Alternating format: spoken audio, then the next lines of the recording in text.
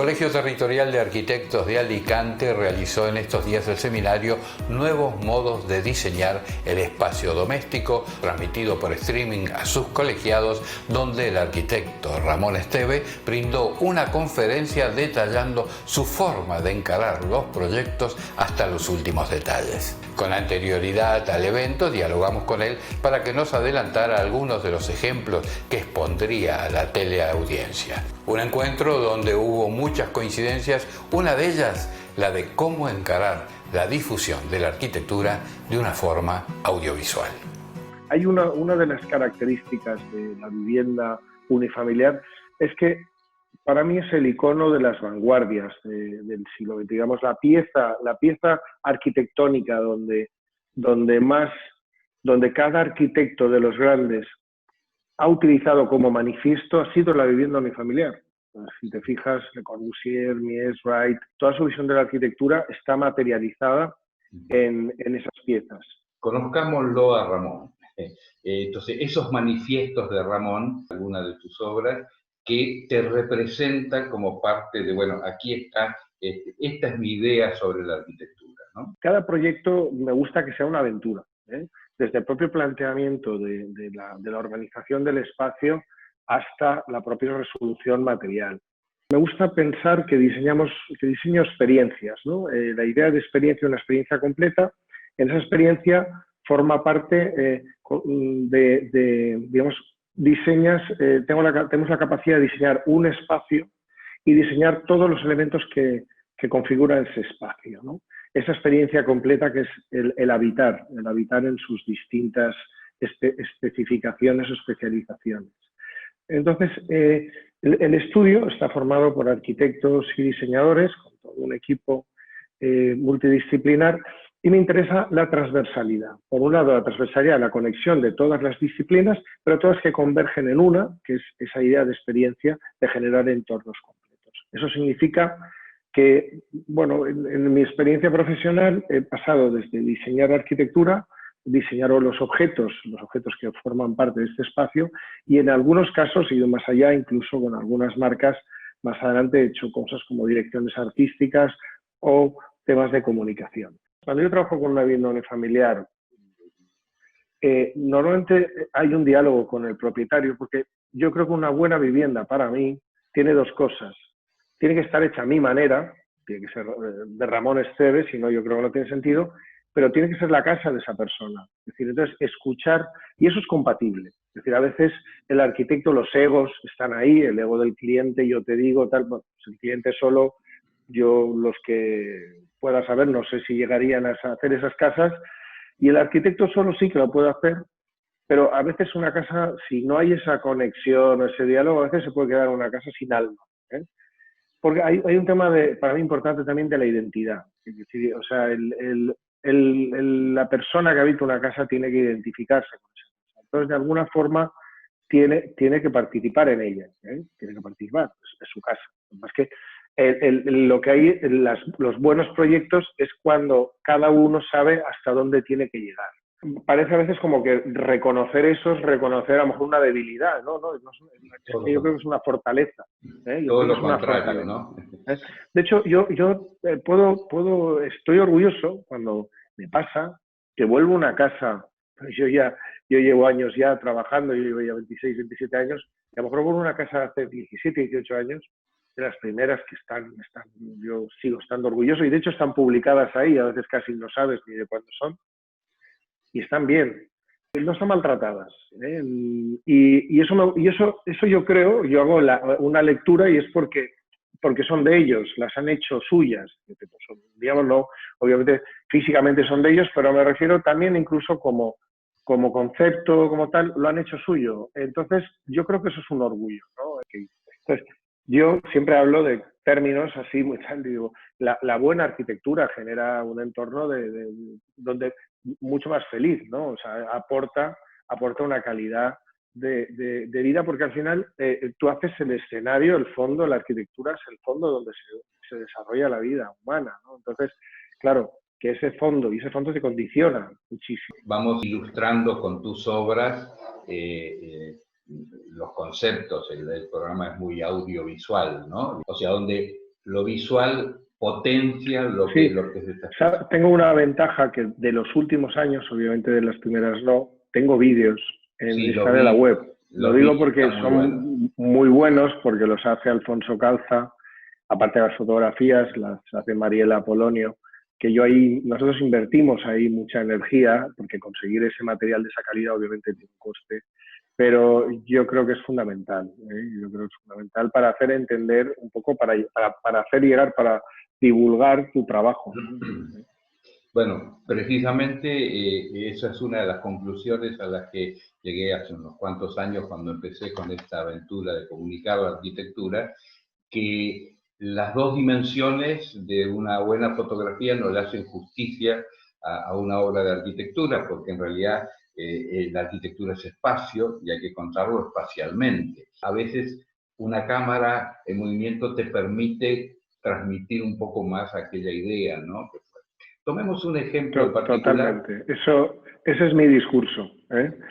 Mira, yo te cuento, voy más allá. Es decir, la arquitectura, y sobre todo para mí, mi forma, cuando hablo de cómo, es multisensorial. Es decir, la arquitectura afecta a los 5 sentidos, a los 5.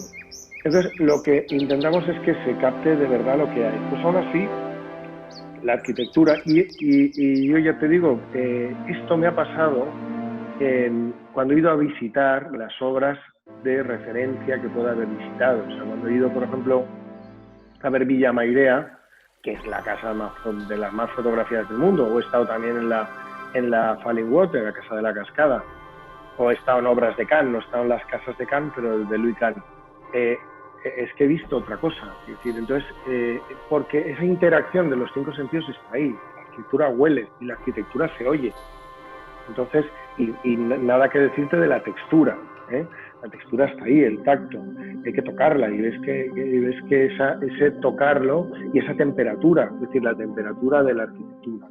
Algo que es interesante dentro de esta charla con los nuevas formas de habitar, es que yo creo que lo más interesante de este momento es que muchas cosas que los arquitectos llevamos muchísimos años, sobre todo en la contemporaneidad, barajando, empiezan a tener importancia. Y yo creo que los usuarios empiezan a valorarlo y nos lo piden como si fuera una novedad. Pues bueno, sí, se lo daremos. La conexión con la naturaleza y la materialidad, esa materialidad tectónica, esa fusión entre arquitectura y paisaje. Esta frase de Wright que decía que la casa no debe de posarse en la colina, debe de ser la colina. Entonces, yo creo que esos 5 sentidos están en la arquitectura. Entonces, ya reconocido que eso es imposible, esa experiencia multisensorial es imposible captarla, transmitirla con algo que no sea vivir la propia arquitectura, lo que más lo aproxima es un vídeo. Porque ese movimiento hace que veas ángulos, planos, incluso meto personas, que las personas le dan escala, porque hay veces que hay sitios que tú, cuando no los has visto con gente, te imaginas unas dimensiones que luego vas ahí, son otras que te sorprenden, te gustan y obviamente las están súper bien, pero son otras. ¿Por qué? Porque no has visto espacios vividos.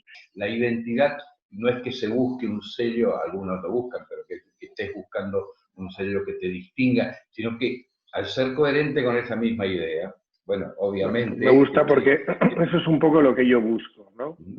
Que no sea artificial.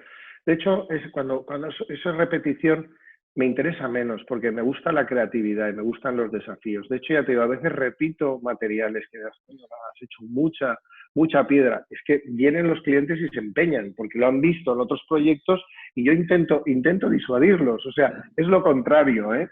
Empecé a trabajar con el hormigón pigmentado, ¿no? Pues ha funcionado fenomenal. Y pues es otro camino. Y luego algunos proyectos me lo han pedido, menos mal, ¿no? Ya no es todo piedra, porque de hecho cuando viene alguien y me dice una casa de piedra, me tiro las manos a la cabeza.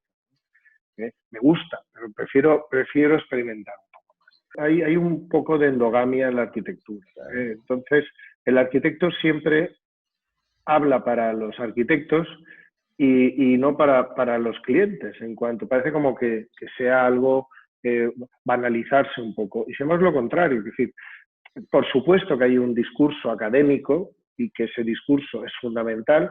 esa base teórica y académica, que es el corpus que es el sólido de la arquitectura, pero no solo está ese. Es decir, y hemos de hablar, y esa labor divulgativa de aproximación a un cliente, porque al final el cliente nuestro no entiende de arquitectura.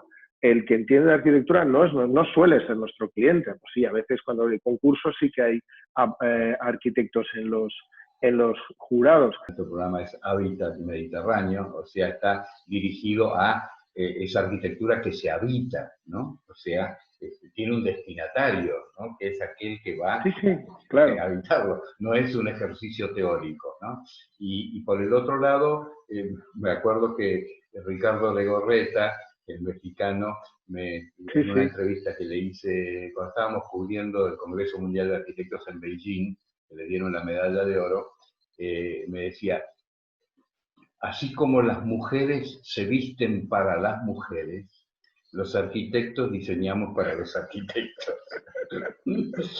Y lo que más es una buena comparación. El que un arquitecto nos pondere una obra, eso para nosotros es el máximo de la felicidad. Sí, pero sí que es verdad, pero es que no son incompatibles. Es que hablo de mucho más allá de únicamente la arquitectura. Por ejemplo, en el diseño industrial yo he hecho mucho. De hecho, ahora es una de las grandes líneas que llevo de la arquitectura, del mobiliario. Y está muy bien estas preguntas que hacéis aquí y el enfocarlo un poco hacia el interior. O sea, el interior en la arquitectura se ha dejado, en la arquitectura moderna, se ha dejado en un segundo plano. El generar ese entorno, diseñes los muebles o no, el manipular, el jugar con esos elementos que están en contacto con el ser humano es fundamental para que la escala grande y la escala pequeña, ¿no? de la escala de la proximidad y la escala de la envolvente se conecten, ¿no? Las cosas surgen muchas veces por casualidad. Es verdad que yo en ese momento había hecho muy pocas cosas, tenía mucha energía, me decían que era interiorista porque pues a lo mejor hacía una tiendecita, una reformita y diseñaba hasta los interruptores, ¿no? Entonces, esa energía ahí contenida, con ganas de hacer cosas, en este proyecto, pues lo que hizo es que el propietario era el de Gandía Blasco y era un fabricante de textil, ¿no? Entonces le hice la casa y nos dimos cuenta que no había mobiliario de exterior. Prácticamente B&B tenía algo, pero había pocas cosas. Sin darnos cuenta que a casualidad descubrimos un hueco, además incluso en el mercado. Yo lo había diseñado como casi todo, sí, casi peleándome con el cliente para hacerle los muebles, ¿no?